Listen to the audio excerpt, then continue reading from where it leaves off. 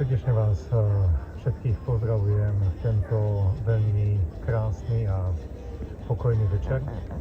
Nachádzam sa na lagúne v farnosti Sangrealia na Hondurase. Tu za mnou nedaleko je misijný dom a večer som si povedal, že idem trošku nazrieť do krás a tajomstiev tejto lagúny.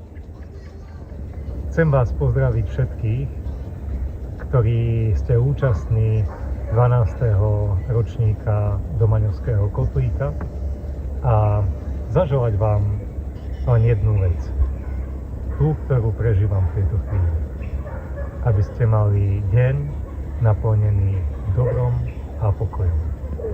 Tak, ako mňa obklopuje táto príroda neskutočným dobrom a pokojom od nášho Pána. Pekný deň vám želám a srdečne vás pozdravujem z domu.